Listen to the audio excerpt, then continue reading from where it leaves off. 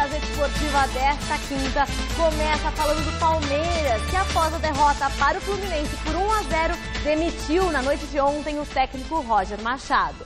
O repórter Adriano Dolfi acompanhou o desembarque da equipe e o presidente do clube, Maurício Gagliotti, explicou os motivos da decisão. Durante toda a manhã desta quinta-feira, a imprensa aguardou com grande expectativa a chegada da delegação do Palmeiras no aeroporto de Congonhas. Delegação que veio sem o técnico Roger Machado. O ex-treinador do Verdão, demitido na noite de ontem no Rio de Janeiro, chegou em voo antecipado e não esteve com a comissão técnica e os jogadores. Um forte esquema de segurança foi montado. Quem conversou com a imprensa foi o presidente do clube, Maurício Gagliotti, que explicou as razões da demissão de Roger Machado e também comentou a respeito do futuro técnico do Palmeiras. Nós não temos, nesse momento, ainda nenhum nome para dizer aos senhores. O Roger fez um bom trabalho até onde nós entendemos.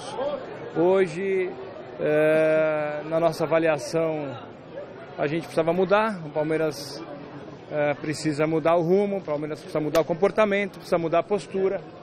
E foi esse o principal motivo da nossa alteração. O Matos tinha dito durante a semana, inclusive, que confiava no trabalho dele, que acreditava, que tinha bons resultados. Mudou alguma coisa em relação de ontem para hoje? Foi por causa do resultado de ontem? Alguma coisa que ele falou na entrevista que a diretoria não gostou?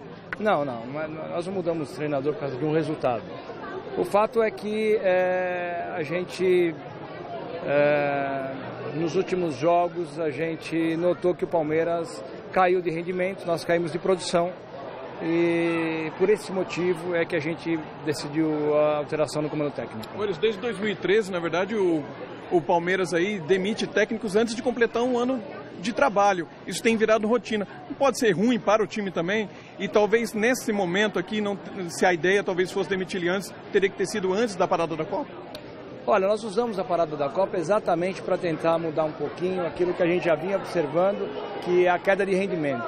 Antes da parada da Copa, nós já tínhamos uma queda de rendimento. Usamos esse período para tentar reverter essa situação, não conseguimos, então por isso que nós fizemos a mudança. Em relação a mudar treinador, obviamente não é essa filosofia, não é o que a gente quer, mas se for necessário, nós temos que fazer. Existe um perfil procurado para o próximo treinador, presidente? Nós estamos definindo ainda hoje, nós vamos em breve passar para vocês o que a gente pensa, qual é a nossa ideia, em breve isso será definido. Tem alguém perto de fechar, não? Não, por enquanto ainda não. Por enquanto ainda não. É aquele com mais experiente, Gagliotti? Vamos ver, vamos pensar. Grande noite para você que acompanha o Gazeta Esportiva.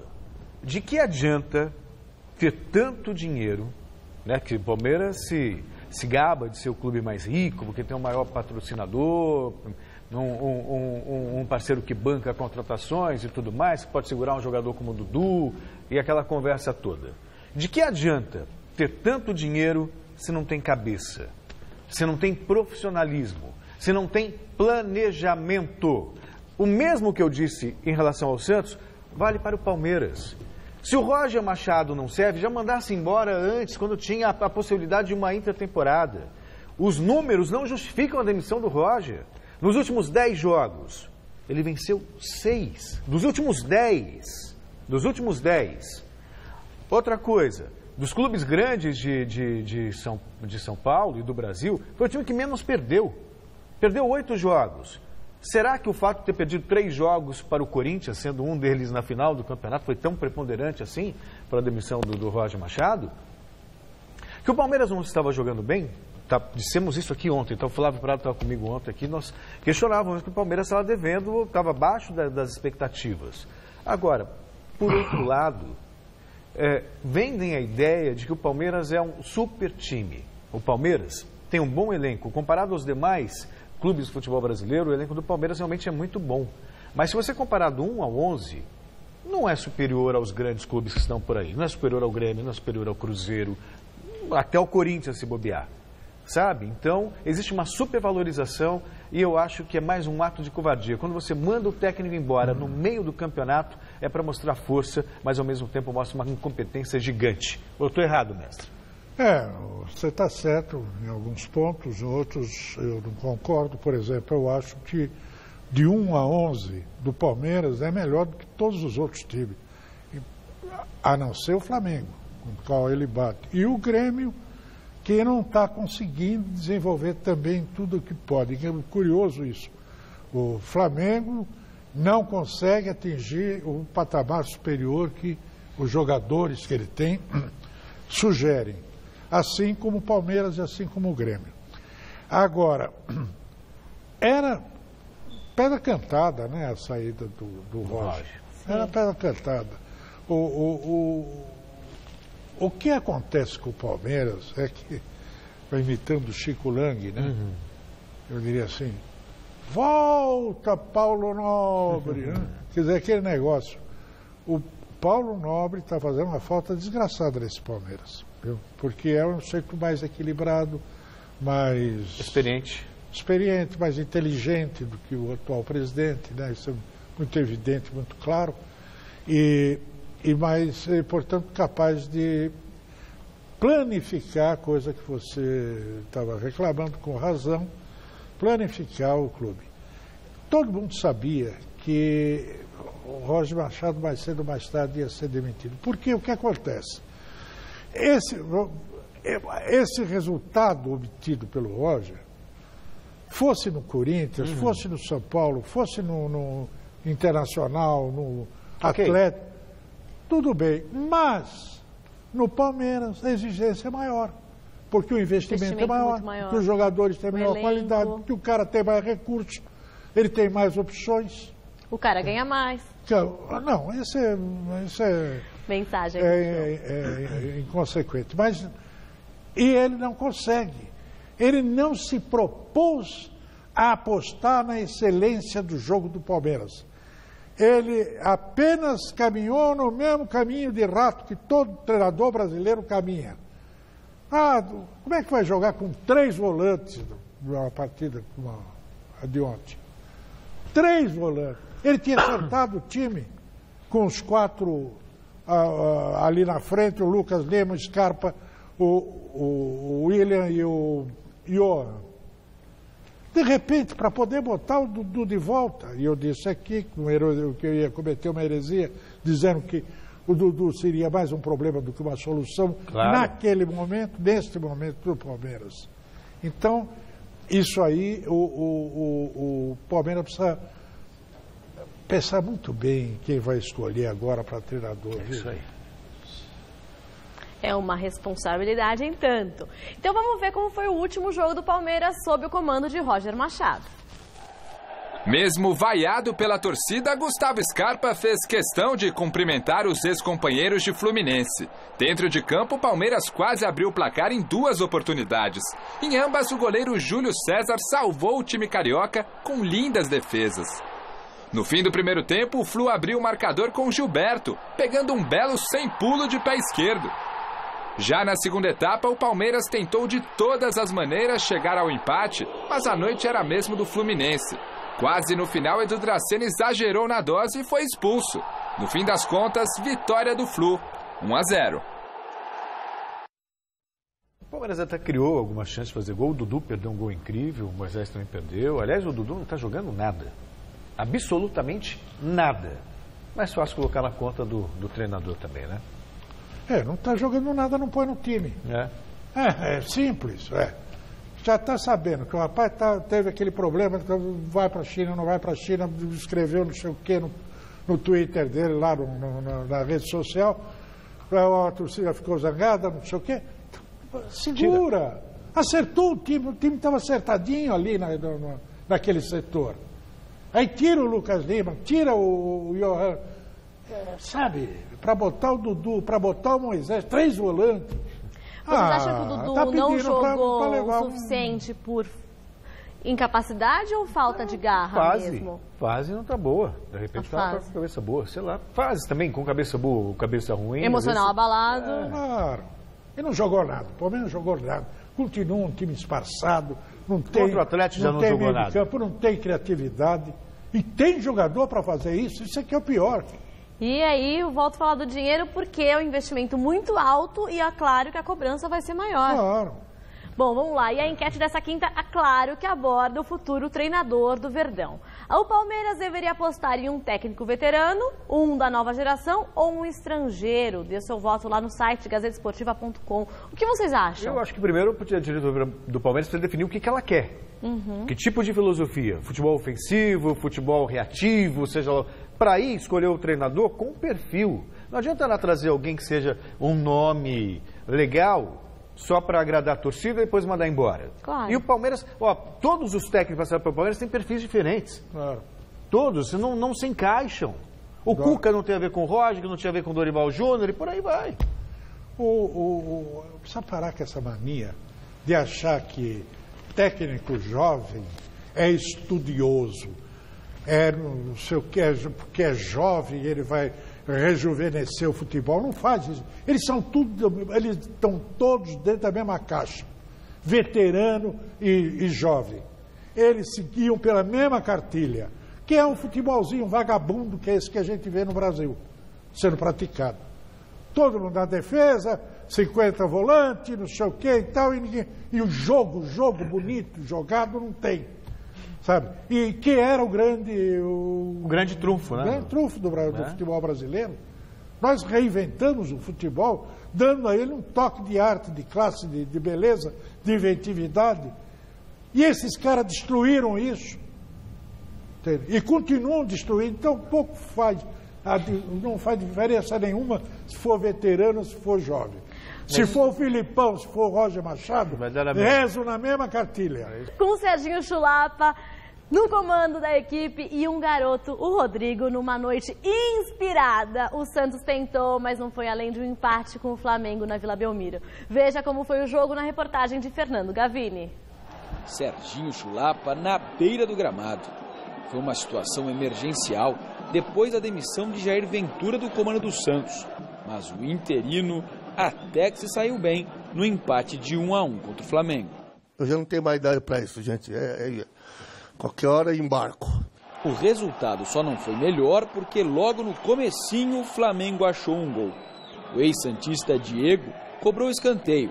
Bruno Henrique desviou, a bola encobriu Vanderlei e encontrou Everton Ribeiro para completar para a rede.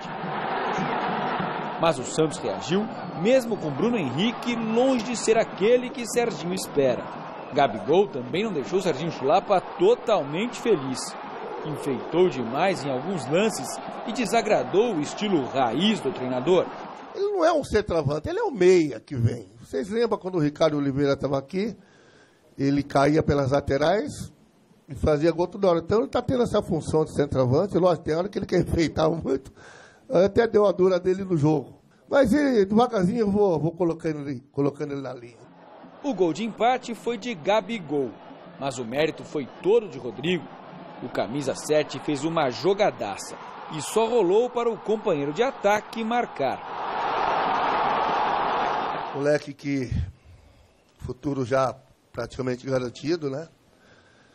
Fez uma jogada ali, driblou 3 jogadores, entendeu? Eu acho que o jogador que vem evoluindo bastante, apesar da pouca idade. O velho treinador ficou satisfeito. Mas Chulapa é sempre Chulapa. Terminou o jogo com o nome gritado pela torcida depois que foi para cima do juiz. O motivo? É melhor ele mesmo explicar. A hora que acabou o jogo, vou ser bem claro com vocês, tô vindo pro meu vestiário. E o treinador dele estava saindo, a gente ia se cruzar. Mas quando ele me viu perto dele, ele saiu correndo, não sei porquê. Tá entendendo? Pô, eu não sou aquele louco de antes. E depois eu fui falar com o juiz, aí ele me expulsou. Tá entendendo? Eu fui expulso. O passado também me condena, né? Uma desgraça isso aí, né? O Santos continua atrás de um substituto para Jair Ventura, mas não se sabe se o novo técnico será contratado a tempo de dirigir o time no domingo, quando o Peixe enfrenta o América Mineiro aqui mesmo na Vila Belmiro. Pelo menos por enquanto, Serginho Chulapa continua como técnico interino, mas com um problema a ser resolvido. Se o novo técnico não for contratado, Serginho Chulapa também não poderá ficar no banco por causa da expulsão contra o Flamengo. Tem que vir outro treinador que, para mim, sinceramente, não dá, não. Muito obrigado, Serginho. Boa noite. Boa noite a todos. Pessoal, tô com a sede de cerveja, vocês não têm noção. Meu. Tchau. Ô, Messi, quando eu comecei a despertar pro futebol, ainda garoto, o Serginho já tinha a sua história, né? E uma história de temperamento difícil, de briguento. E ele se atracou com vários colegas e adversários ao mesmo tempo no futebol. Barbieri deve ter pensado o seguinte, né? Tá vendo esse gigante aí, todo bravo, eu vou fazer o quê? Eu vou me esconder, sei lá. Acho que foi um instinto de preservação, eu diria. Ele falou, meu passado me condena, né? O passado me condena. Esse é uma figuraça. Adoro o Chulapa. E vou dizer uma coisa, viu? Eu fosse presidente do Santos, deixava ele como técnico. Deixava? Ah, deixava. Ele já teve uma experiência nos anos 90, ele teve né? muita experiência, já dirigiu bem o Santos, Sim. teve bons momentos dirigindo o Santos. Ele não é um jovem, nem estudioso, né? Mas é um cara que sabe, tem o feeling do futebol, do relacionamento com os jogadores e tal. Olha, é da água para o vinho o comportamento do time do Santos.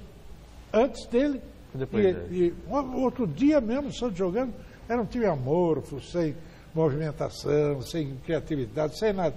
Pô, ontem jogou para burro e não foi contra o Chapecó Futebol Clube, foi contra o líder do campeonato, Flamengo, com Diego, com Everton Ribeiro, com Paulo Guerreiro, tudo lá, gente famosa e boa de bola. E o Santos jogou muito bem. Esse menino Rodrigo... Nossa, o que ele joga é uma o gol foi... Mas a jogada que ele fez foi a terceira ou quarta que ele já tinha feito, mais ou menos parecida. Quer dizer, olha, deixa um Chulapa aí, o presidente. Agora... trazer... Disseram até em Walter Zenga. O goleiraço. Sim. Baita goleiro lá italiano. O cara começou anteontem, né? E não sabe um teco do Brasil. E é um treinador, é um jogador, um treinador, um sujeito criado no meio do catenaccio, o anti-Santos, é o anti-DNA do Santos. Mas, enfim... Outra coisa, esse Rodrigo, por exemplo, né? Ele joga muito e já vai embora, né? Já está vendido, já está negociado. A gente estava deslumbrado já com o Bruno Henrique na temporada passada. Pô, Bruno Henrique de um lado, Rodrigo do outro. Vamos respeitar, sim, né? Então tem. Nenhum outro time brasileiro tem uma dupla pelas beiradas como o Santos tem. E o Bruno Henrique voltou a jogar bem.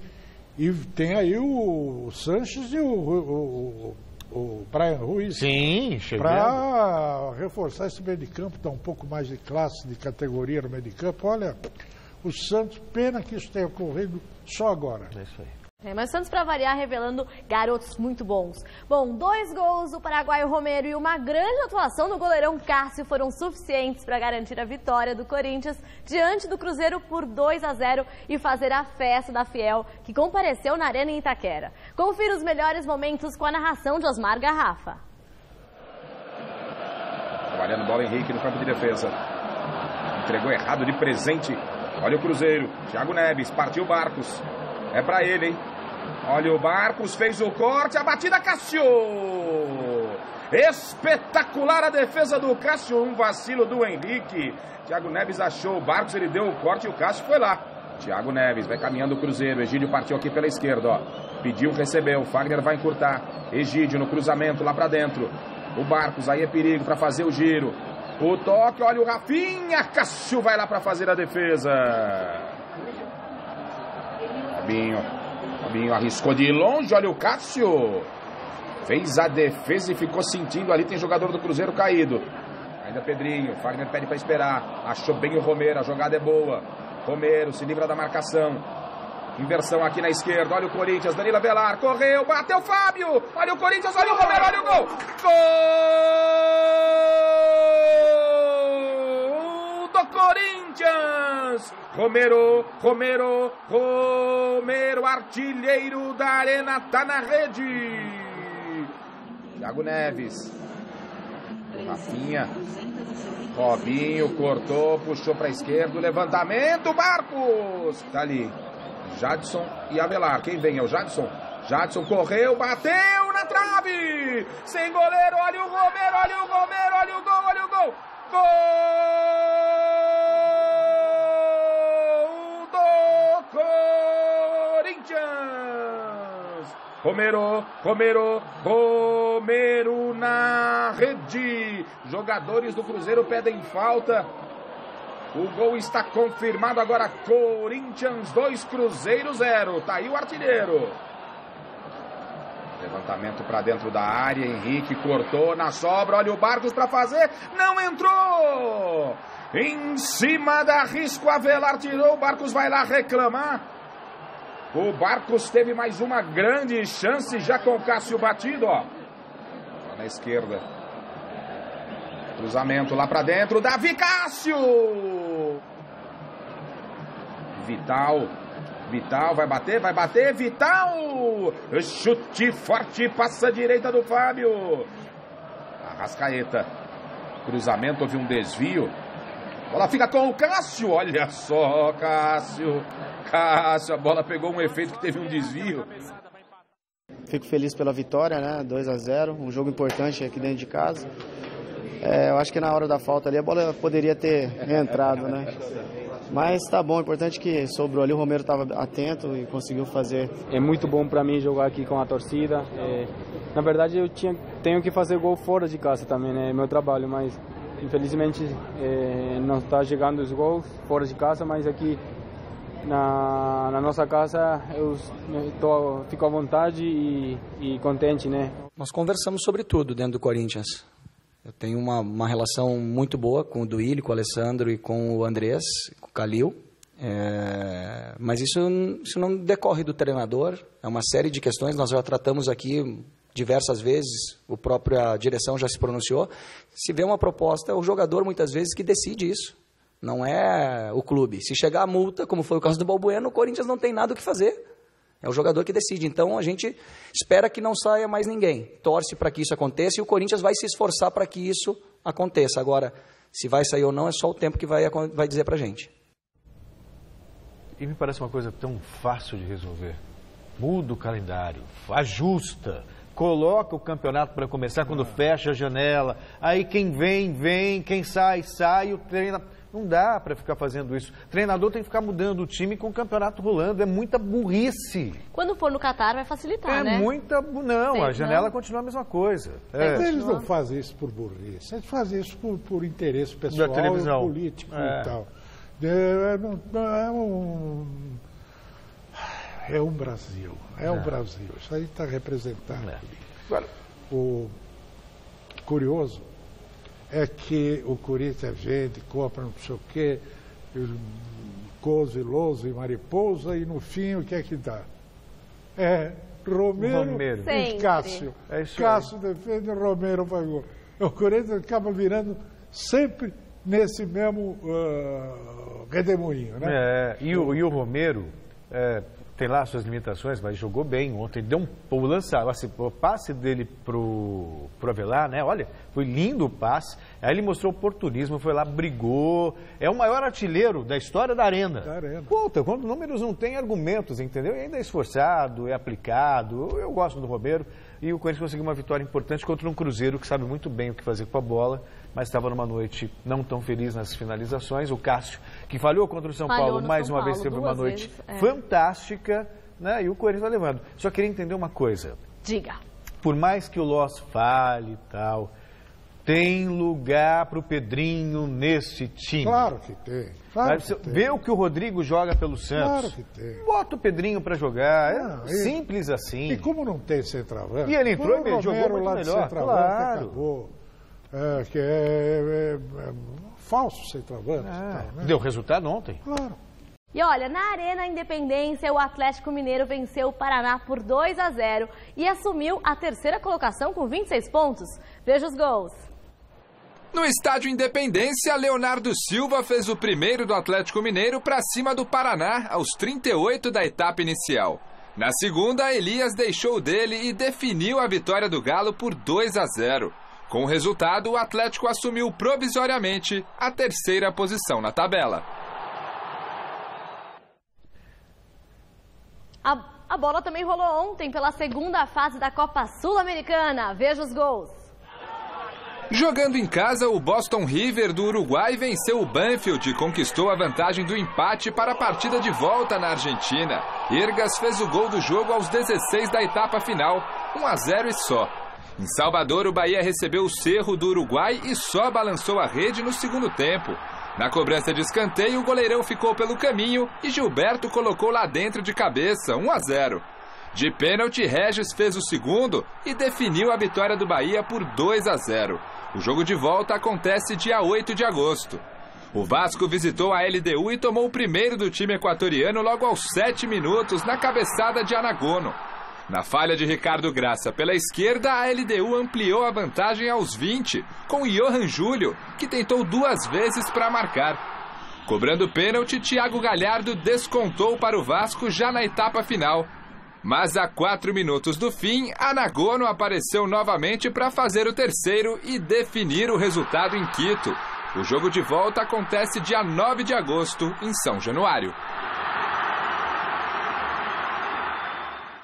Voltamos falando novamente do Palmeiras. O repórter Alexandre Silvestre atualiza as últimas informações sobre os possíveis nomes que podem assumir o Verdão. Fala pessoal, muito boa noite a todos. Aqui na Academia de Futebol, portões fechados para a imprensa, jogadores dispensados após a derrota de ontem para o Fluminense no Maracanã, que culminou com a demissão do professor Roger Machado. A reapresentação está marcada para amanhã, 10 horas, é o início da preparação do Palmeiras para o compromisso do final de semana, domingo, 11 da matina, em casa, aqui pertinho, no Allianz Parque, compromisso diante do Paraná Clube. Sobre o novo técnico, pelo menos o perfil desse novo treinador está sobre a mesa do presidente Maurício Gagliotti. Os caras agora aqui no Palmeiras querem um nome forte, um técnico de pulso, um treinador que conduza com força o vestiário. O chamado medalhão. O Abel Braga é um desses nomes, porém já disse hoje não ter recebido qualquer contato por parte da diretoria do Palmeiras e já de antemão recusa receber qualquer outro contato, quaisquer propostas, porque o Abelão não pretende em 2018 pegar trabalhos pela metade. Luxemburgo e Felipão são os preferidos no momento. O Felipão, através da assessoria de imprensa dele, disse não ter recebido também nenhum telefonema do Palmeiras, está em Lisboa, em Portugal, recusou recentemente uma proposta do futebol do Egito, da seleção egípcia, e estuda uma outra proposta da seleção sul-coreana. O Luxemburgo está em São Paulo, até participou hoje na hora do almoço do programa do Neto na TV Bandeirantes e durante esse programa negou também ter recebido qualquer tipo de contato por parte de dirigentes palmeirenses. Quem vai conduzir os trabalhos nessa fase de transição até a chegada do novo treinador, que pode acontecer a qualquer momento, é o interino Wesley Carvalho, técnico do time sub-20 do Palmeiras. E para o jogo de domingo diante do Paraná Clube, o Edu Dracena, que foi expulso no Rio, e o Felipe Melo, que levou o 3º cartão amarelo, estão suspensos. Um abraço aí para todo mundo. Aí são as opções. Volta Felipão, Luxemburgo, ou seja, inventa e cai na mesma. Com todo respeito aos treinadores, aqui o discurso é um, aí a prática é outra. É difícil de entender esse processo, mestre. Eu acho que entre esses dois, Luxemburgo é muito mais competente do que o nosso querido Felipão. Que inclusive a torcida adora, né? A torcida do Palmeiras adora, mas esquece que ele ganhou a Copa do Brasil, mas levou o time para a 2ª divisão, né? É a primeira vez. Quer dizer, então, olha, devagar. Eu estava me lembrando aqui do João Avelino, grande amigo, querido, técnico folclórico, cujo apelido era 71, porque era muita conversinha. E no outro, o Felipão, agora é o 7-1. né? Agora é hora de falar do São Paulo, que se vencer o Grêmio, daqui a pouquinho, às 7h30 em Porto Alegre, alcança o Flamengo e assume a liderança isolada no Brasileirão. E o repórter Adriano Dolfo acompanhou o último treino do tricolor. Confira! A última atividade do São Paulo antes do duelo contra o Grêmio foi fechada à imprensa. Foram permitidas apenas imagens do aquecimento. O técnico Diego Aguirre falou sobre o importante confronto que vai ocorrer em Porto Alegre. Nós temos que focalizar-nos, tentar ganhar o próximo jogo e somente nisso. Temos que trabalhar e estamos todos fazendo juntos um trabalho para que São Paulo pueda conquistar alguma coisa e que a torcida se sinta feliz de lo que vê em campo. Aguirre comentou também sobre a sequência de 4 jogos complicados no Campeonato Brasileiro. O tricolor já conquistou 6 pontos, mas mesmo assim ele ainda não está satisfeito. 6 pontos é muito, mas é pouco se nós não teremos pontos contra Grêmio e contra Cruzeiro. Então foi um bom começo, mas teremos que continuar e pensar em que teremos que continuar sumando y que a sequência de 4 jogos pueda ser realmente boa se nós sumamos com Grêmio e com Cruzeiro. O provável São Paulo que vai a campo em Porto Alegre terá Sidão no gol. Éder Militão, Arboleda, Anderson Martins e Reinaldo. Hudson, Lisieiro e Nenê. Rojas, Everton e Diego Souza. O técnico é Diego Aguirre. Bom, futebol bonito ou não, a verdade é que o São Paulo se ajustou, é competitivo e quem diria, pode, ganhou do Flamengo fora, ganhou do Corinthians, não pode ganhar do Grêmio fora também? Pode, se ganhar, assume a liderança do campeonato para valer depois de muitos anos. Perdi a conta, acho que foi em 2008, 2009, a última vez que o São Paulo esteve na liderança do campeonato. Agora, esse rapaz, o Aguirre, que eu botava muita fé no Roger Machado. Sim. E me decepcionei. E não Aguirre, botava fé nenhuma no Aguirre. E ele, olha, está fazendo um trabalho belíssimo. Surpreendeu muita gente. Ele botou o time para cima. E, olha, é bem possível. O Grêmio é mais time que o São Paulo. Mas não está fazendo gol. É mais ofensivo, tudo, mas não está fazendo gol. E sabe como é? O gol é a essência do jogo. E o São Paulo está bem. Se ganhar, nego, puxa vida. Muito bem. E olha como é uma caixinha de surpresa, né? A gente não imagina. No comecinho, se a gente voltasse. É o quê? O futebol? Futebol não tem o que falar. Uma caixinha de surpresa. Uma caixinha de surpresa, Muito bem, agora no Grêmio, o outro lado, o atacante Jael falou da expectativa para o confronto contra o tricolor paulista. O São Paulo está com 29 pontos. Está 6 na nossa frente. Então, se a gente fizer um bom jogo, focado, determinado, fazer o que o Renato pede para cada um, dando o melhor, cada um dando o melhor de si para poder ser com resultado positivo, a gente pode ser com um grande resultado. Sabemos que é uma equipe que vem numa evolução muito grande também, o São Paulo. Não é à toa que é o vice-líder do campeonato. Então vai ser um jogo bom de se jogar, como todos esperam esse momento de jogar um jogo contra o vice-líder, um campeonato como o Campeonato Brasileiro. Nós temos consciência que nós temos que fazer o dever de casa para poder estar ali no pelotão na frente. Voltamos a falar do Santos, que após o empate contra o Flamengo, retornou aos trabalhos já nesta tarde. O destaque foi o treino de hoje, claro que foi, o jovem Rodrigo, que teve grande atuação na noite de ontem. A reportagem é de Fernando Gavini. Grande destaque do empate de 1-1 do Santos contra o Flamengo. Rodrigo foi surpreendido em plena entrevista coletiva com a presença de sua família.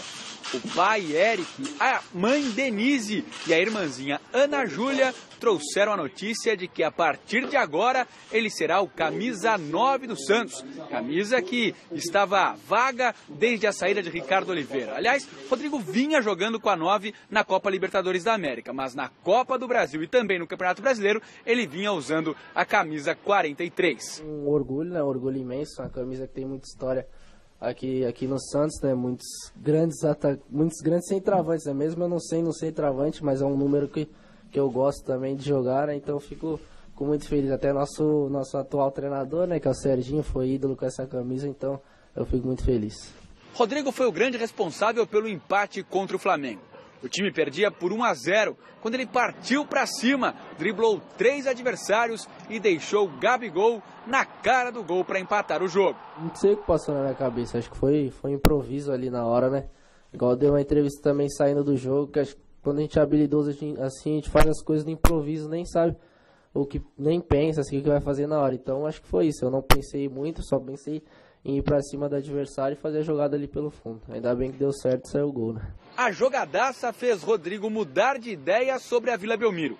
Antes ele preferia jogar no Pacaembu, mas agora está cada vez mais se sentindo em casa quando joga na Vila. Tava falando isso com meu pai também, né? Falei, pai, agora eu me arrependo de ter falado que preferia jogar no Pacaembu, porque jogar na Vila é completamente diferente, né? Acho que é uma sensação muito boa, a gente se sente assim bem melhor jogando aqui na Vila, ainda mais quando a torcida vem mesmo, quando a torcida vem apoiar igual como estava ontem, então é completamente diferente, é uma coisa que até arrepia. O habilidoso atacante em breve terá companhia de qualidade para mostrar cada vez mais o seu talento. Nesta quinta-feira, o meia costarriquenho Brian Ruiz entrou em campo pela primeira vez, fez seu primeiro trabalho aqui no gramado do CT Rei Pelé. A expectativa é a melhor possível, né? Acho que tanto se falou que a gente precisava de um meia, né? Se falou disso o ano todo e acho que agora com a chegada dele eu espero que seja muito bom, não só para mim, né? Mas para toda a equipe, até pro Bruno Henrique também, pro Gabriel, pro Sacha, a gente quer dar frente para receber as bolas, então acho que a expectativa é a melhor possível com a chegada dele. O Santos volta a jogar no domingo contra o América Mineiro na Vila Belmiro. Para essa partida, Lucas Veríssimo, com uma contratura na região lombar, está vetado, portanto fora da partida. Já Eduardo Sacha, que sentiu um desconforto na coxa no jogo contra o Flamengo, será reavaliado, mas segue como dúvida. Do CT Rei Pelé em Santos, Fernando Gavini.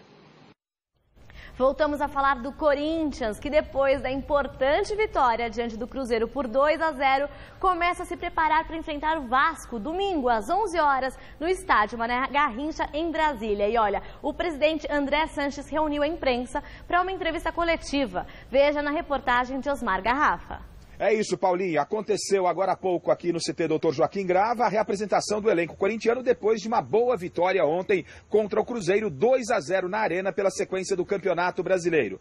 A atividade que foi comandada pelo técnico Osmar Loss foi um jogo treino contra a Inter de Limeira, onde os jogadores que não atuaram ontem os 90 minutos participaram desta partida. O jogo terminou em 0-0. Mas claro que o principal assunto do dia é a entrevista que continua acontecendo aqui no CT Dr. Joaquim Grava do presidente do clube, André Sanches, e de sua diretoria. A principal torcida organizada do Corinthians, ela se manifestou exigindo que o presidente publicamente desse esclarecimentos do momento do Corinthians, da saída de jogadores, a situação do estádio, a situação financeira do clube, e o prazo era para hoje. E o presidente Andrés acabou convocando essa entrevista coletiva e conversando conosco. Um dos primeiros assuntos explicados por Andrés, essa saída excessiva, esse desmanche que está sendo feito no Corinthians, com o qual o presidente não concorda. Nós não queremos vender ninguém, não estamos precisando vender ninguém. Agora, se o jogador quiser ir, nós não vamos ter jogador aqui descontente. Vocês sabem, quem cobre com o dia a dia em clube de futebol, ter um jogador descontente aqui acaba com o grupo. É assim, profissionalmente eles são assim. Pô, mas ele tem contrato, tem que cumprir, tá bom. Ele sente uma dor no tornozelo, se faz exame e não tem nada, mas sente dor. Outro ponto que foi motivo de esclarecimento do presidente André Sanches é cobrança por parte da torcida e também da crítica pelo fato dos jogadores do Corinthians estarem sendo negociados com valor abaixo do mercado, bem diferente da venda feita pelos rivais. A multa do Rodriguinho era 10, 12 milhões. Agora, só tinha um time que fez oferta. Não dava para encarecer. Tentamos brigar. A primeira oferta que veio era de 2,5, a segunda era de 3,5, pelo 100%. O salário não era muito alto do jogador, ele não estava com muita vontade de ir. Agora veio de 6 milhões. O Corinthians brigou e ficou com 4 dos 6 milhões. E os outros 52 milhões dividiram entre os outros que eram parceiros dos 50%. O Balbeno exigiu a multa de 4 milhões e o Maicon foi vendido por 6 milhões livre. Na opinião do Andrés, você é um cara que trabalhou, continua trabalhando nessa possibilidade. Por que ainda o Corinthians não tem um nome para a Arana? Primeiro, por incompetência nossa. Segundo, quando nós fizemos a Arena era um país, quando nós começamos a vender era outro país. Terceiro, eu vou dar aqui 1000 desculpas, que vocês vão pôr amanhã manchete, Andrés dá desculpa. É incompetência. Mas estamos trabalhando arduamente e talvez o mais próximo possível nós vamos fazer o nome do estádio. O que ele chama de incompetência é o seguinte: eu duvido que você consiga imaginar um nome de um possível comprador de name right do Corinthians que a gente não tenha contratado. Mas esse é um processo demorado. Por quê? Porque não é como vender um Opala 68, porque o cara sabe direitinho o que ele está comprando. É um produto totalmente artesanal. Se é uma empresa aérea, o que eu tenho que fazer? Além de botar ali o nome dele, eu tenho que complementar. Então, por exemplo, nas negociações com a empresa aérea, aquela câmera que desliza em cabo, a gente bota um aviãozinho em cima, igualzinho ao aviãozinho da companhia. Os portões de entrada para a cabana viram em portas de entrada de aeronave. Quando eu estou conversando com uma eventual... Ele está se adiantando já aí, hein? Eu nem falei qual é a empresa. Apenas finalizando, Paulinha, o Corinthians deve ter um novo reforço para a sequência da temporada. O atacante paraguaio Sérgio Dias, que foi revelado pelo Cerro Porteño e estava no Real Madrid B da Espanha, já está no Brasil realizando exames médicos e deve ser anunciado a qualquer momento como reforço. E o time volta a campo domingo contra o Vasco, às 11 da manhã, em Brasília, pela sequência do Campeonato Brasileiro. Do CT Doutor Joaquim Grava, Osmar Garrafa, para o Gazeta Esportiva. Explicações e... E aí?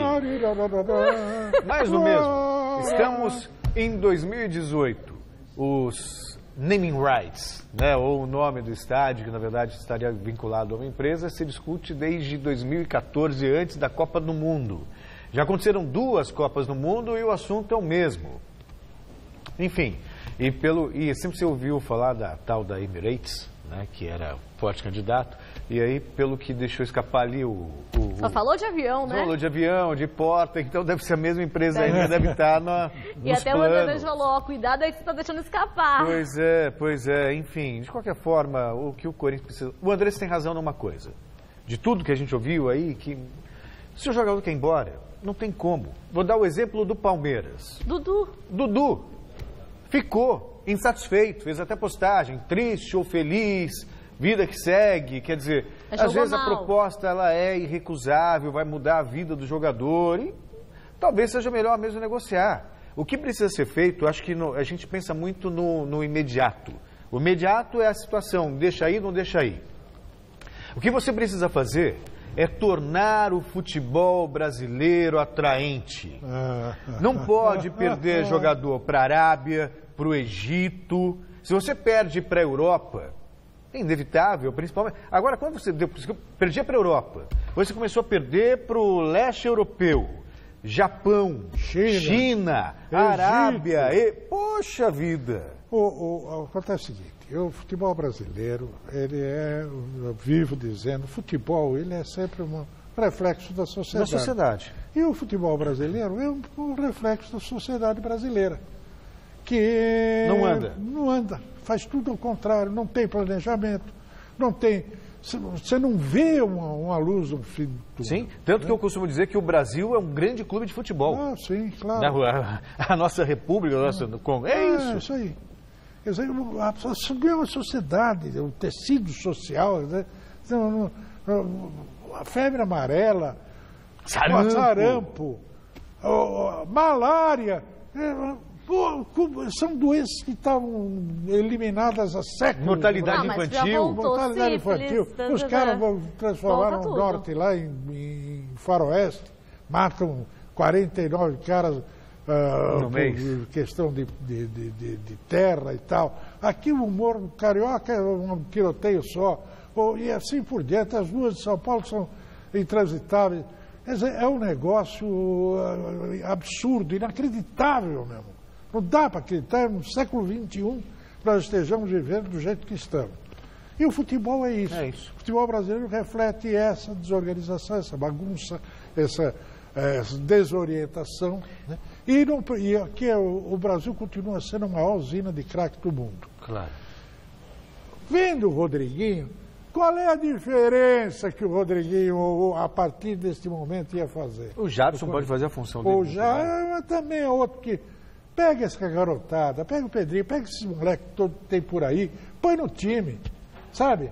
Vamos começar a fazer esse rejuvenescimento do futebol brasileiro através dos jovens, realmente, e dos jovens de cabeça, que olhem o futebol como um espetáculo e não como uma trincheira para eles preservar os seus empregos. Claro, exatamente. Que no fim acaba acontecendo o que nós sabemos. Todo mundo fechado, acaba indo para a rua do mesmo jeito. E outra coisa, organiza um campeonato com data em que você possa fazer um trabalho de marketing, contratar vários jogadores que enchem o estádio, que é isso. Se você tornar o futebol lucrativo, o jogador não vai querer ir embora porque aqui é um grande centro, simples assim. Agora, a gente só fica tapando buraco. Essa é a questão. Colocando band-aid em ferida grande. Ainda bem que tem muita emoção no futebol, porque isso que anima a gente a falar sobre ele. E vamos ao resultado da nossa enquete, que perguntava ao perfil que era o melhor para o Palmeiras apostar no novo técnico. As opções eram veterano, da nova geração ou estrangeiro, e a maioria votou que tem que ser um veterano com 71% dos votos.